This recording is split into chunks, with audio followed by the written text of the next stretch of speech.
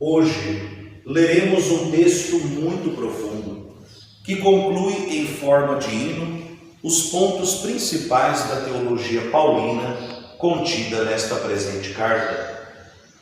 O apóstolo das nações canta a alegria da certeza de que nada nos pode separar do amor que nos amou antes de tudo. Canta-se a liberdade de uma existência que sabe para onde vai e tem bem firmes os seus alicerces no coração do Pai em Cristo Jesus. Em Cristo, a comunidade de fé é mais que vencedora, porque não é mais escrava de uma realidade guiada pelo pecado e pela injustiça, mas livre na graça do Filho. Da carta de São Paulo apóstolo aos Romanos, capítulo 8, versículos de 31 a 39. Que todos nós, no início deste novo dia, possamos abrir a nossa Bíblia, abrir a Sagrada Escritura, para ouvirmos o que Deus nos diz hoje, através desta carta de São Paulo apóstolo aos Romanos, capítulo 8, versículos de 31 a 39. Depois disso, que diremos então? Se Deus é por nós, quem será contra nós? Deus, que não poupou o seu próprio Filho, mas o entregou por todos nós, como é que com ele não nos daria todas as coisas? Quem acusará os escolhidos de Deus? Deus que justifica? Quem condenará? Cristo Jesus, que morreu, mais ainda, que ressuscitou e está à direita de Deus intercedendo por nós? Quem nos separará do amor de Cristo? Tribulação, angústia, perseguição, fome, nudez, perigo, espada? Com efeito está escrito: por tua causa somos entregues à morte o dia todo. Fomos considerados como ovelhas de matadouro. Em tudo isso, porém, somos mais que vencedores, graças àquele que nos amou. Tenho certeza de que nem a morte, nem a vida, nem os anjos, nem os principados, nem o presente, nem o futuro, nem as potestades, nem a altura, nem a profundeza, nem outra criatura qualquer será capaz de nos separar do amor de Deus que está em Cristo Jesus, nosso Senhor. Palavra do Senhor. Graças a Deus. Podemos nos sentar e num instante em silêncio que nós possamos reler de maneira pessoal esse trecho tão bonito da carta do apóstolo São Paulo aos Romanos, capítulo 8, versículos de 31 a 39, procurando a palavra, o versículo, a expressão que foi mais marcante para cada um de nós. Para meditar a palavra. Depois de tudo o que fora dito até o presente momento da carta, o que mais se poderia dizer? Se Deus é por nós, quem será contra nós? É assim que começa o trecho que apenas lemos. Uma pergunta retórica de resposta certa: ninguém. E esta a realidade que condensa a teologia e espiritualidade expressa por Paulo até o presente momento do texto. Em Cristo, somos livres do pecado e da morte para vivermos na liberdade e na responsabilidade de filhos chamados ao reino. Paulo recorda a entrega amorosa do Filho da parte do Pai para a vida do mundo. Não se trata de uma punição ou de uma satisfação jurídica, mas de uma entrega de amor fiel até as últimas consequências, para que aqueles que estavam nas trevas pudessem encontrar a vida. Ao final de tudo, quem nos julgará? Um juiz impiedoso? Não, mas aquele que nos amou e se entregou até o fim por nós. Se Deus é por nós, ninguém será contra nós. A lucidez da teologia e a espiritualidade de Paulo estão sempre presentes. Ele sabe que a cruz faz parte do caminho e, por isso, não se perde em meras palavras. Ele já viu tantos irmãos perseguidos e ele mesmo já sofreu e sabe que sofrerá ainda. Mas nada há de nos separar do amor de Cristo. Tribulação, angústia, perseguição, fome, nudez, perigo, espada. Nenhuma destas mazelas é mais forte que o amor de Deus, que se manifestou em Jesus Cristo por nós. Se Deus é por nós, ninguém será contra nós. A força do amor de Deus é quem nos conduz pelos caminhos da história. Infelizmente hoje é difusa uma certa voz que leva as pessoas a pensarem que quando as coisas vão mal é porque estão sendo castigadas por Deus ou que Deus está longe. Pelo contrário, Deus em seu amor jamais nos abandona. É Ele que nos conduz e nos dá a força e o discernimento para superarmos.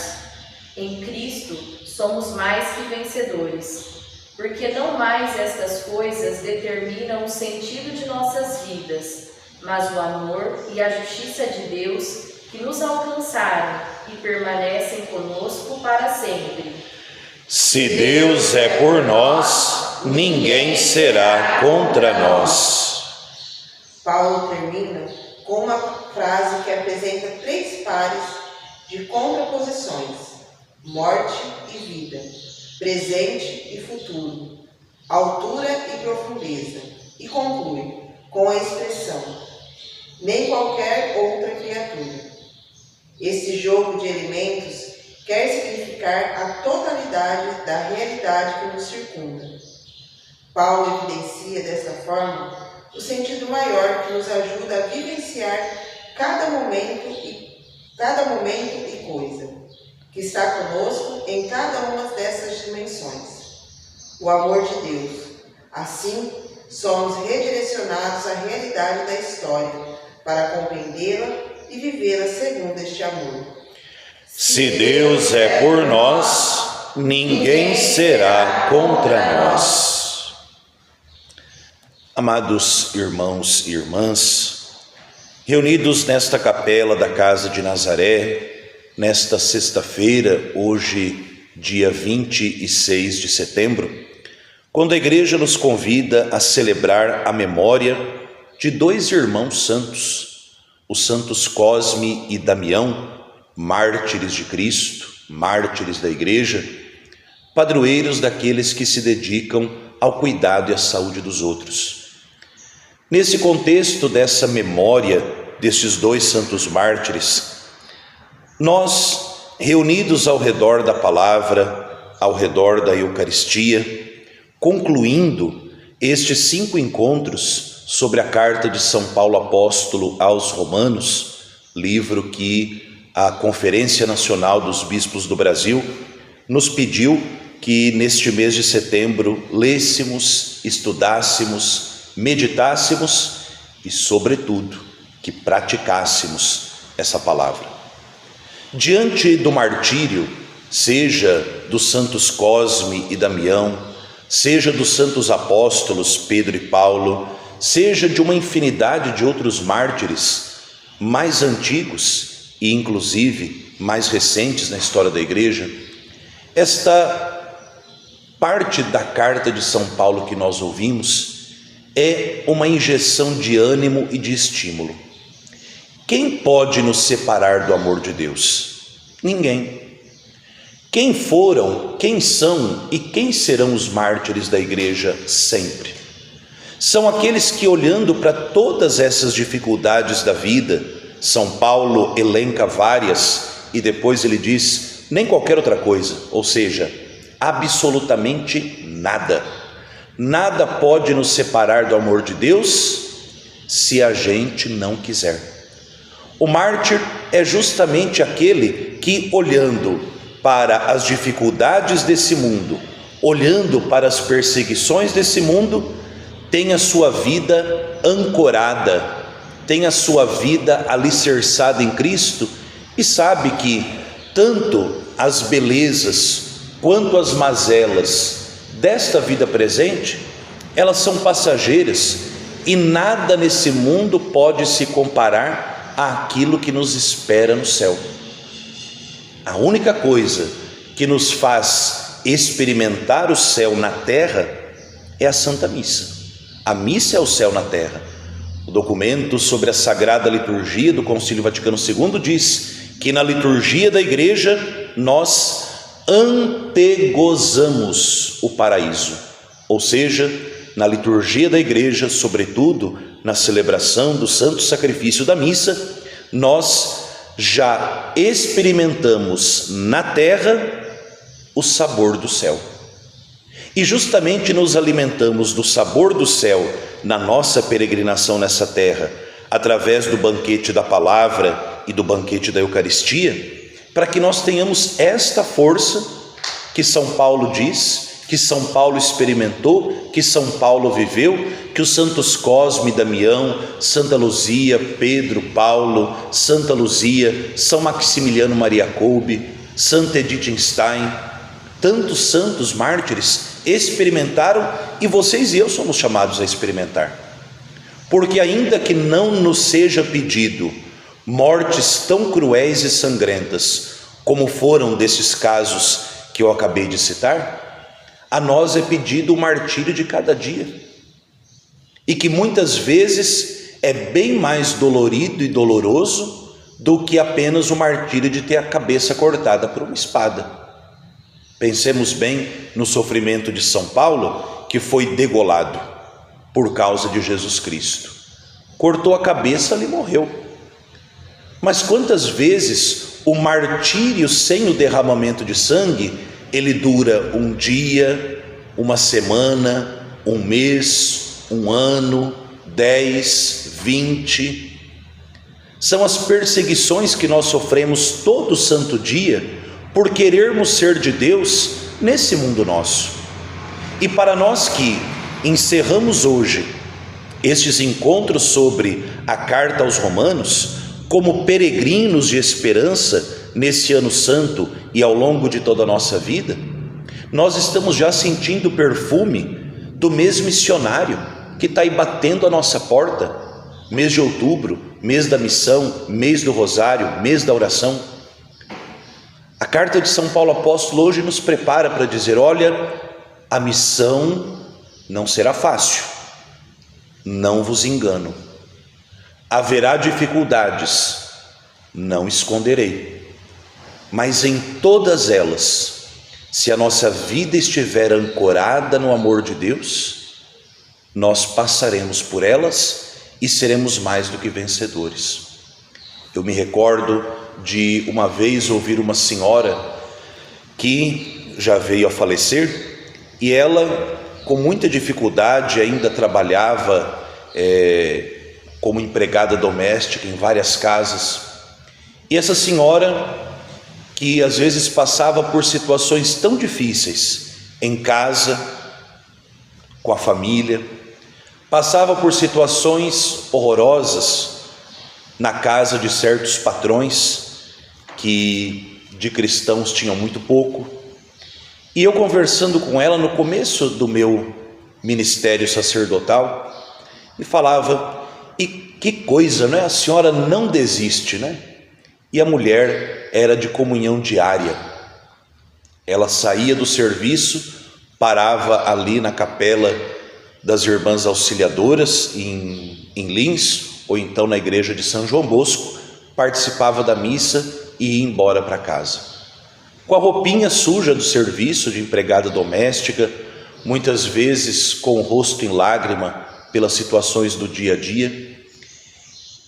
E ela me disse: padre, o que me anima a aguentar o dia inteiro é que a recompensa no fim do dia é a comunhão.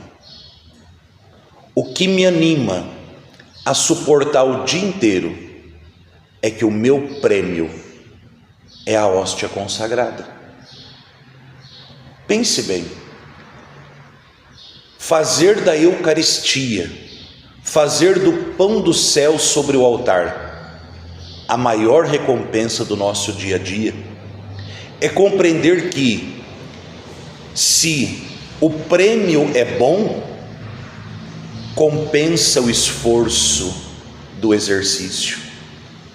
São Paulo quantas vezes usa essa expressão nas suas cartas, não é? Dos corredores que vão correndo numa maratona, numa Olimpíada, em busca daquela coroa, em busca daquele troféu. Nós também vamos correndo no nosso dia a dia, vamos vivendo, seja na igreja, no trabalho, na família, onde quer que seja, nós vamos caminhando, mas não caminhamos para o nada, não caminhamos para um buraco negro, não caminhamos para o vazio. A meta da nossa vida é o altar da Eucaristia e do céu. E nós sabemos que para chegar ao altar do céu é primeiro preciso frequentar o altar da Eucaristia. É aqui que nós comemos e bebemos do corpo e do sangue do Senhor. É aqui que nós nos alimentamos todos os dias da sua palavra. Por isso eu peço, clamo, suplico a você, meu irmão, minha irmã, que me ouve, seja através da Rádio Liberdade FM, do nosso canal no YouTube, que já conta aí com seus 401 inscritos, a vocês aqui na Capela da Casa de Nazaré. Assumamos hoje esse compromisso de buscar nas fontes da palavra de Deus diariamente o sustento para a nossa caminhada. Busquemos na comunhão frequente, diária se possível, mas sobretudo na comunhão das missas dominicais, buscar em Cristo essa força para esse nosso peregrinar. Quem nos separará do amor de Deus?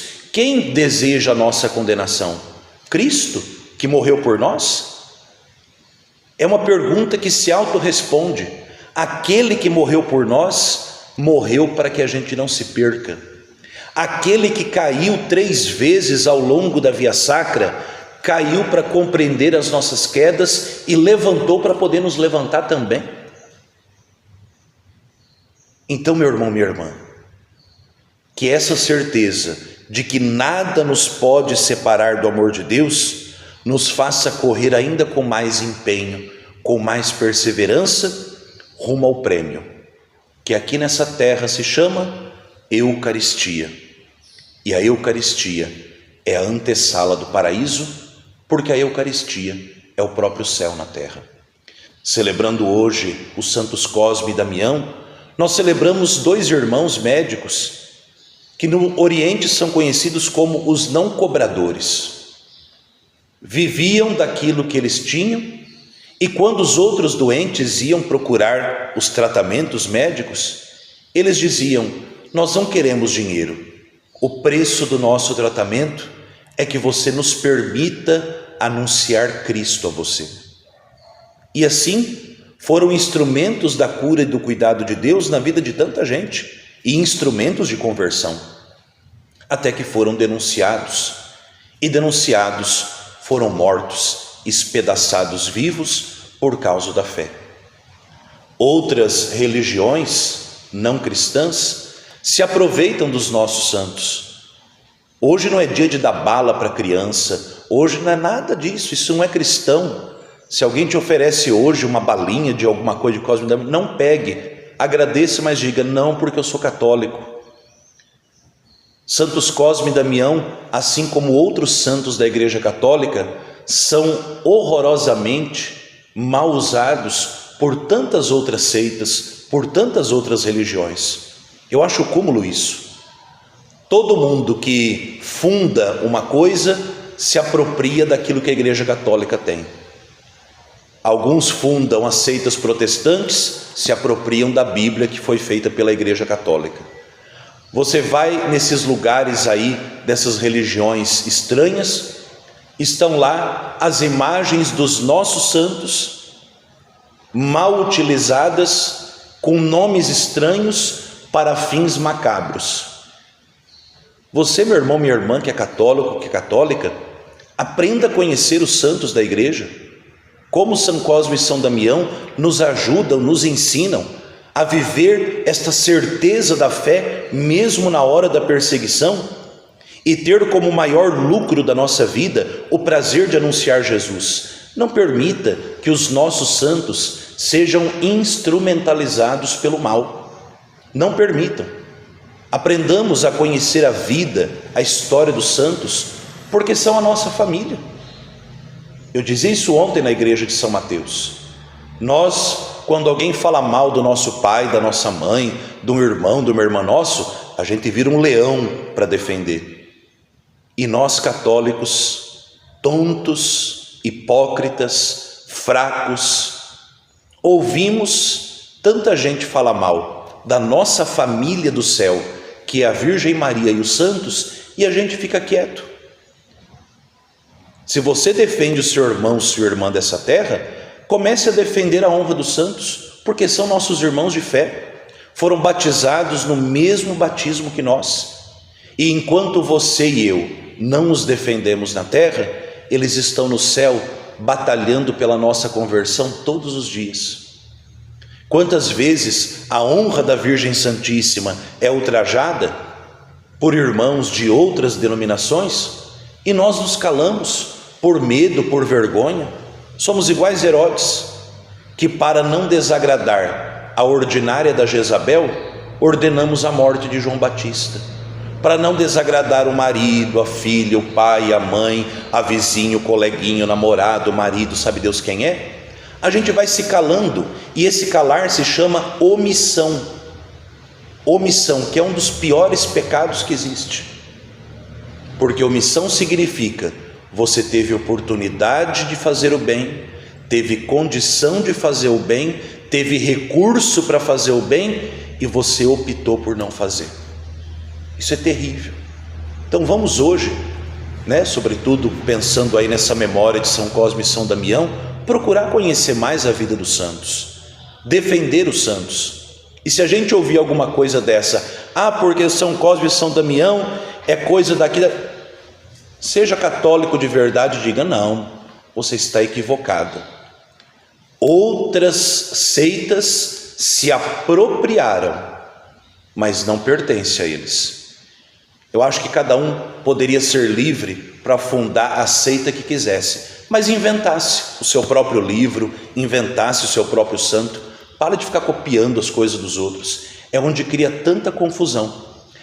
Padre, mas lá em tal lugar a gente viu, eles fazem aquelas coisas que a igreja condena, e tem até imagem de santo. A imagem, se ela não é benta, ela serve tanto para o bem quanto para o mal. Por isso, cada vez que você compra uma imagem, um objeto religioso, traga para o padre dar a bênção. Traga para o padre dar a bênção. Porque uma imagem de santo, pode até ser de Jesus, se ela não for um sacramental da igreja, ela pode ser usada tanto por Deus quanto pelo diabo. É um objeto, é inanimado.